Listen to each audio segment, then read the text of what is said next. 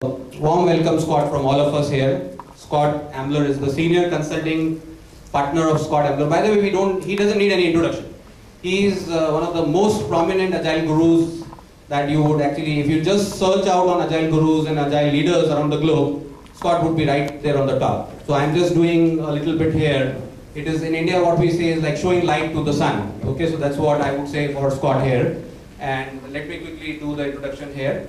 Scott Ambler is the senior consulting partner of Scott Ambler Plus Associates, working with organizations around the world to help them to improve their software processes. He provides training, coaching, and mentoring in disciplined Agile and lean strategies at both the project and organization level. Scott is the founder of Agile Modeling, AM, Agile Data, AD, Disciplined Agile, DA, and Enterprise Unified Process, which is EUP methodologies. He is the co-author of several books, including Disciplined Agile Delivery, Refactoring Databases, Agile Modeling, Agile Database Techniques, the Object Primer, 3rd edition, and the Enterprise Unified Process. Scott blogs about DAD, which is Disciplined Agile Delivery.com. Scott is also a founding member of the Disciplined Agile Consortium, DAC, the certification body for Disciplined Agile. He can be reached at scott@scottambler.com. So feel free to reach out to him, guys, and over to you, Scott. Thank you so much. Great, thank you very much. So what I would like to talk about today is how does Agile work in enterprise class settings? So how does it work in the banks and the insurance companies, the automotive companies, the retailers, like and the government agencies, so like the Fortune 500, the Fortune 1000. So I'm not going to talk about, Agile in small startups or Agile in small little teams doing trivial things. Right? That's easy. That's what a lot of people talk about. It's fun. What the heck, right? That's not my space. I take on the hard problems. So, anyways, and I'm going to look at what is Agile? What does it mean to scale Agile? So let's get into it. So here's the story that I'm about to tell. Here's an analogy that I like to use. And what I've seen over the past few years is that the Agile community has gotten very good at doing the equivalent of building race car engines. We're very good at tweaking Agile software development, at getting it to go faster, at having it become more efficient, being higher quality.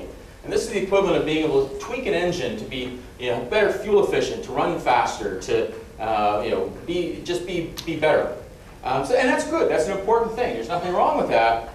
But then we take our Agile development teams, these racing car engines, and we put them in a tractor, this organizational tractor called our IT department, where the IT department is still following traditional strategies. We still have traditional governance. We still have traditional approaches to data going on.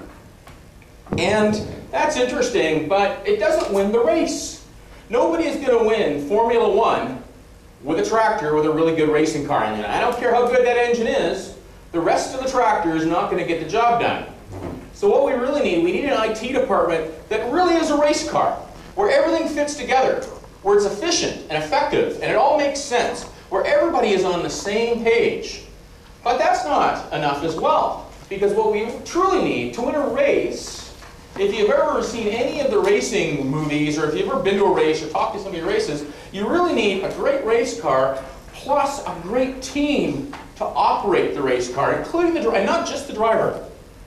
We need the entire team. So we need an enterprise. So if we want to win the race, if we want to win this business race, we need a lean enterprise that's being supported by an Agile or a lean IT department, which internally has Agile development teams, but also has other Agile teams that aren't doing development. Because there's a little more to IT than just software development. So we need to look at the bigger picture. And I think, and this is a challenge for the Agile community, because the Agile Manifesto focuses on software development. It's the Agile Manifesto, it's the manifesto for Agile software development. And it was developed by a group of very smart people, all of whom, though, were software developers and or consultants.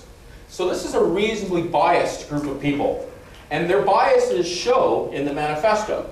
So it's a wonderful piece of work, but it's only part of the overall picture. So we need to look at the bigger picture and do better. So this is what my talk is today. So what is this bigger picture, at least from an enterprise point of view? So I'm going to start off by talking about what does it truly mean to scale Agile. There's many Agile scaling frameworks out there. There's SAFe, and there's just been Agile, and Less, and Nexus, and several others. And they've all got some great ideas, but I truly believe that Discipline Agile is the only one that really sort of talks about the full picture. And we'll see what that looks like in a few minutes. And then because we distinguish between scaling Agile in a tactical manner, and pretty much all of the other frameworks are focused on tactical scaling. And we'll see what, which is very important, so don't get me wrong. But we also need to scale Agile strategically to the entire IT department as a whole, and that's where it gets really hard. This is going to be the major problem for our generation, is to figure out how to be effective at IT. And there's very few organizations that seem to have this right, almost all of whom are brand new startups. I really can't point to any Fortune 500 company. It does not fit all. Choice is good. Different teams in different situations will do different things. It's very common. I'm working with a customer right now, 75 people company, including all the business people. So it's a small company. In this company, they have 3 software development teams right now. One of them is doing a Scrum-based thing. One is doing a almost doing continuous delivery, so we'll give them credit. And one is doing a lean delivery, and with the hopes of eventually doing continuous delivery. The business people are almost about to start new product development. More than likely, they'll be doing exploratory. So in a very small company, we have 2.5, maybe 3 life cycles under play. It's sort of interesting to observe. So choice is good. Remember when I said we had like hundreds of practices? When do you use each one? So let's work through a few examples. So in Agile, there's several different ways that we can manage changing requirements, regardless of what the gurus will tell you, by the way. So for example, we could take a requirements backlog or product backlog approach, the basic Scrum approach. We could slightly more advanced, take more of a unified process, work item list approach. And to be fair, the Scrum guys have evolved into this now, which is perfectly fine. So the idea is you've got this prioritized stack of requirements, or prioritized stack of work. Could be defects to fix, could be some of your work might be to attend a conference or go on training. So there's many different types of work that are important that need to be prioritized. Might take a lean type of an approach where this a small work item pool where we pull one work item in at a time and do it. Or we might be following formal change management. So for example, on that team where we were doing the pacemaker software, we had a combination of formal change management because we wanted to stay out of jail, and in combination with the product backlog from Scrum. That was sort of an interesting approach. Now, there's very few situations where formal change management makes sense. Certainly, several orders of magnitude less than what the formal change management people will tell you. But there are some situations where very, very, very few where it makes sense in Agile. All of these techniques have advantages and disadvantages. None of them are perfect. There is no such thing as a best practice. That's a marketing term. No such thing as a best practice. All practices are contextual in nature. Any given practice that you can come up with will work phenomenally well in some situations and will be the kiss of death in others. Right? So as a professional, you need to understand a lot of options, understand the advantages and disadvantages of each, and apply the right technique in the right situation, or the situation that you face, given the level of skills that you have and the scaling factors I talked about earlier. And luckily, there's only several thousand Agile practices out there, so how hard could that be? Right? How hard could that be? I'll show you how to make it easy in a minute. So anyways, so there's a bunch of different, and more. I'm not saying that this is all the techniques. I'm just saying here's some pretty common ones, common ways to manage changing stakeholder requirements. So one of the goals, again, I'm inching into the goal-driven approach here. One of the goals during construction, one of the capabilities that an Agile team needs to have is the ability to address changing stakeholder needs. The requirements will change over time, and this is a very good thing. If you're worried about scope creep, I would argue you fundamentally don't understand your job as an IT professional. If you're worried about the requirements changing, you don't get it. Because the requirements will change. People change their minds. I don't care how good your business analysts are, even if they're the best business analyst on the planet, the requirements will still change, and rightfully so. A changed requirement late in the life cycle is a competitive advantage, as long as you can act on it. You desperately want the requirements to change as an IT person. This is a good thing, because if the requirements are not changing, that tells me at least one of two things have happened to you. Either your stakeholders no longer care about what you're building, it's no longer of interest to them, not a good career move for on your part to be working on something that nobody's interested in, or you are so difficult to work with because of your requirements change prevention process. Oh, I'm sorry, the traditionals still call it change management. You're so hard to work with, they've given up on you. So now what's happening, you're building something to spec, but nobody wants to use it. Okay, that's not ethical. You're charging people for things that they don't want. I appreciate that's a best practice in the traditional world. It's not ethical. You step back and look at it. We have to up our game a bit. So anyways, when we're addressing change techniques from a process point of view, these are some things you need to worry about. This is something called a process goal diagram. It's basically a decision tree for those of you who have seen decision trees before. So when we consider the process goal of how are we going to address changing stakeholder needs, in this case there's 5 major factors we need to think about. How are we going to go about managing these change requests, and that was the previous slide. How do we prioritize the work? We prioritize these work items by business value, by risk, by dependency, by due date. There's multiple ways, regardless of what the Scrum guys will tell you, there is in fact multiple ways we can prioritize things, rightfully so.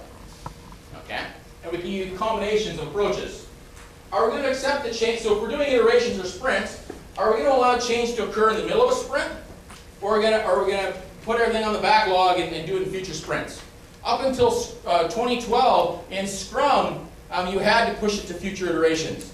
In XP, they allowed things to change in the middle of the iteration. Different methods have different ways of working. Both of those techniques are valid. Or you might not allow change at all. Not a good career move, but still an option. Just a bad one. How are you going to interact with your stakeholders? And how are you going to elicit requirements? Are we going to do demos? Are we going to do modeling sessions, interviews, all these sort of things? So different ways of doing things. Now, we're not saying that we've identified all possible techniques. That's just impossible.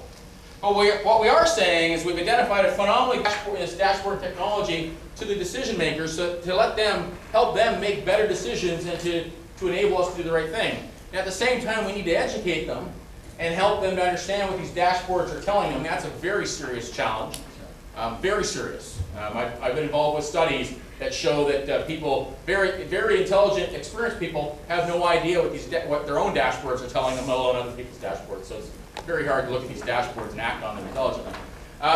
The other things we need to do is get them out of this documentation mindset. So governance by documentation is useless bureaucracy.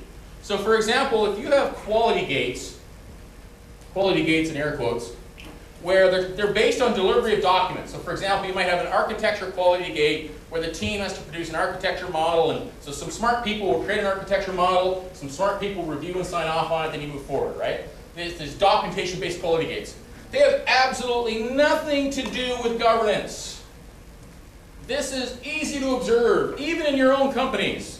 So for example, if you're following this documentation-based governance approach, which the vast majority of organizations still do, I'm sure you've seen, either, hopefully not on your own teams, but certainly on other people's teams, you've seen them where they've gone through these architecture quality gates. Everybody truly believed the architecture was good, it's going to work out, and then you get to system integration testing, it blows up in your face. Doesn't perform, doesn't handle under load. The boxes don't even talk to each other. I'm sure you've seen how many people have seen things not work out so well in system integration testing, right? Always, or almost always. Every so often, But anyway, almost always. So what does that tell you? You had zero governance around the architecture stuff. How can you possibly, almost always, have it blow up in system integration testing and still have effective architecture governance? Right? If you were doing good governance, you should have had a good architecture, and it shouldn't have blown up in system integration testing. Sure, you'll find a few things, but it shouldn't be bad news. right? So this governance crap hole is not, it's useless bureaucracy. Useless bureaucracy. It's not getting, it slows you down, which means you're going to market slower, increases expenses, and doesn't get the job done. There's nothing good for it other than employing useless bureaucrats. Well, let's get rid of the useless bureaucrats. Let's get these people out of the way. Because if somebody could possibly add value in a review from a quality point of view, why weren't they doing the work to begin with? Right? Now, there's some, reviews are okay. They're good for education, phenomenally bad for quality issues. Better than nothing. Reviews are doing a review is better than doing nothing. That's the only, from a quality point of view, that's the only thing I can say about reviews. Great for education, not so good for quality. So anyways, this is the problem. Or requirement reviews, sign-offs, things like that. There's nothing to do. So when you do an architecture documentation-based milestone like I just described, the only thing that I can tell you from a governance point of view at that point in time is that some smart people created an architecture document and some smart people signed off on it. From a risk management point of view, I can't tell you a thing about what's going on. I can just tell you that documentation got reviewed, written and signed off on. It's the only thing you can tell at that point in time. I don't know that the architecture is going to work until I have working code up and running that actually does the high priority requirements or like the high risk requirements from end to end.